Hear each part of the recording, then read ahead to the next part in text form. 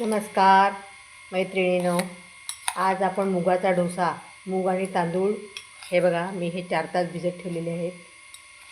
आता हे मी मिक्सरला वाटून घेणार आहे, ते बॅटर तयार करते आणि मग आपण डोसा करूयाचा. मुगाचा डोसा, मूग आणि तांदूळ आहेत हे बघा मिक्स मी भिजत टाकलेले आहेत. हे मी मिक्सरच्या भांड्यात घेऊन मी वाटते. हे आपण जसं डोसे काढतात त्या डोश्याला बॅटर करतात तसं हे वाटून ह्याचं बॅटर तयार करायचं आहे. हे बघा असं मी थोडं थोडं टाकते. याच्यात जेवढं हवं तेवढं पाणी घ्यायचं, जास्ती नाही घ्यायचं. असं हे बॅटर तयार झालं. हे मी काढून घेते बघा.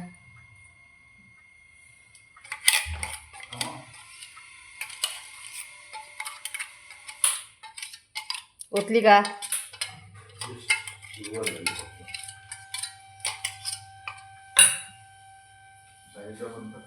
आमची पाण्याची टाकी ओतलेली आहे.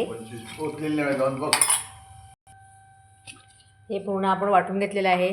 ह्याच्यामध्ये तुम्ही मिरची, कोथिंबीर किंवा आलं लसूण, जर तुम्हाला तिखट खायचं असेल हा डोसा तर ते पण टाकू शकता. मी हा चटणीबरोबर खाणार आहे म्हणून मी ह्याच्यामध्ये काहीसुद्धा टाकलेलं नाही आहे. फक्त मी ह्याच्यामध्ये आता मीठ टाकणार आहे बनवताना.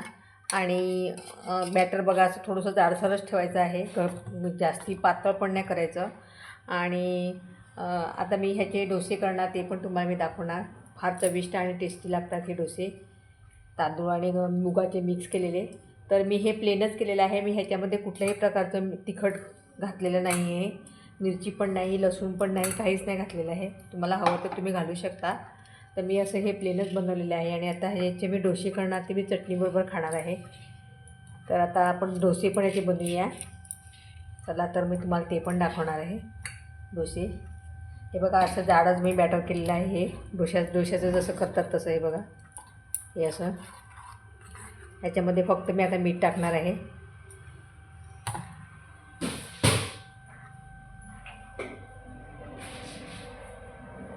ह्याच्यामध्ये मी चवीपुरती फक्त मीठ टाकते, जसं चवीला पाहिजे तेवढं. हे बघा एवढं थोडंसं टाकते आणि मिक्स करून घेते. असे डोसे मस्त खायला. सध्या थंडीचा मोसम पण चालू आहे, तर छान असे खायला डोसे थंडीमध्ये.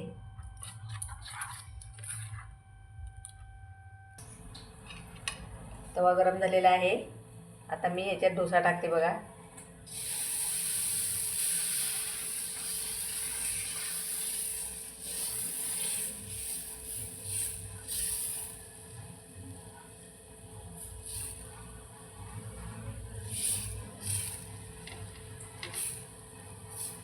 हळूच असा मी फिरवलेला आहे चमच्याने छान. आता याच्यावर झाकण ठेवते. झाकण ठेवलेलं आहे मी त्याच्यावरती. झाल्यानंतर परत दाखवते काढताना. पण झाकण काढून घेऊया.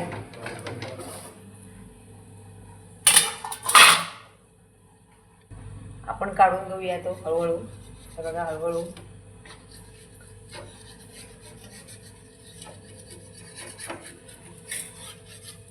पूर्ण होऊन द्यायचा आणि मगच काढायचा, नाही तर तो तुटणार. हे बघा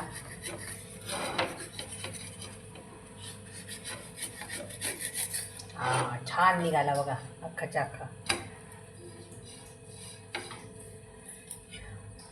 किती मस्त जाळीदार डोसा झालेला आहे बघा मुगाचा. हा बघा, हा बघा किती छान. हे बघा सुंदर अशी, आणि चवीला पण किती सुंदर लागतो डोसा.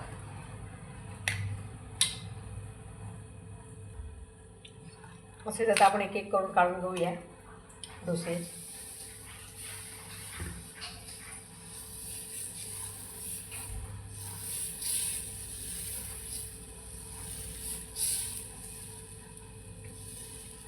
पातळ डोसा मस्त आहे बघा.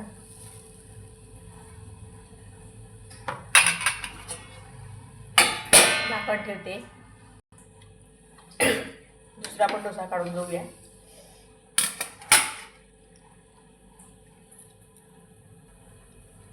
चला दुसरा डोसा काढून घेऊया आपण. मस्त झालेला आहे तो पण.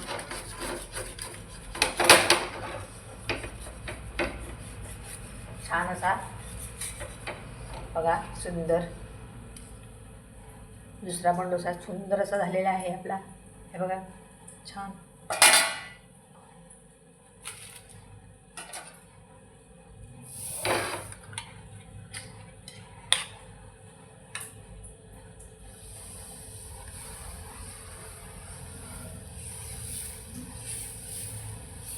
जसे तुम्हाला बारीक मोठे हवे तसं तुम्ही ते बॅटर तव्यावर टाकून घ्या आणि असं हळू चमचा फिरवा, म्हणजे तो एकदम पातळ असा मस्त सारखा आणि एक साईड असा येतो, कुठेच जाड राहत नाही, सारखा पातळ होतो तो. बघा किती छान आला, सुंदर. झाकण ठेवते.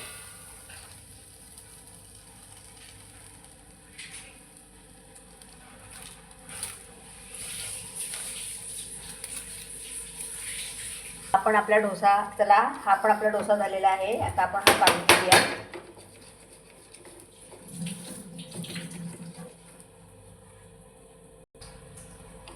हळूहळू असं काढला नाही, छान होतो आणि मस्त निघतो तो. हे बघा कसा आपला डोसा झाला, छान आहे बघा, सुंदर.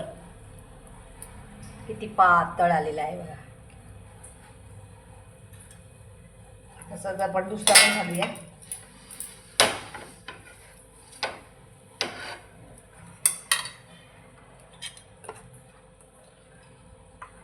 आता आपण हा दुसरा पण घालूया त्याचा पातळचा. हळूहळू जसं बॅटर फिरवायचं ते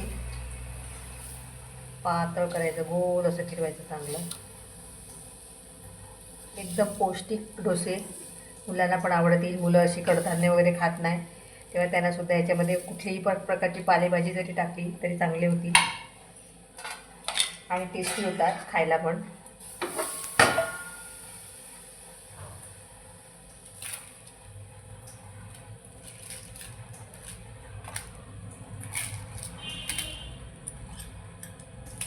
प्रणव, ओ प्रणव,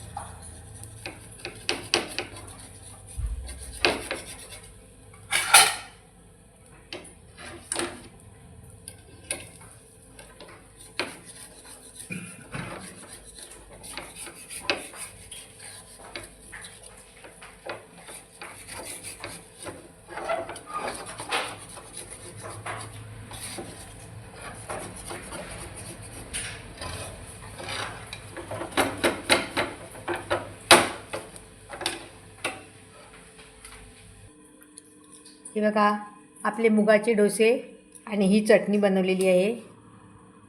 ही कांदा, टोमॅटो, चण्याची डाळ, कोथिंबीर आणि हे सगळं मी तळून फ्राय करून ह्याची मी चटणी बनवतात तशी बनवलेली आहे आणि त्याला फोडणी दिलेली आहे राई आणि कढीपत्त्याची. तर ही चटणी आणि हा मुगाचा डोसा बघा किती सुंदर खायला. तर अशा प्रकारे मी हे बनवलेलं आहे डोसे आणि चटणी खायला. तर मैत्रिणींनो तुम्ही पण असं करून बघा आणि मला नक्की कमेंटमध्ये सांगा. इथेच माझा मी हा व्हिडिओ थांबवते. तर चला मग बाय. धन्यवाद.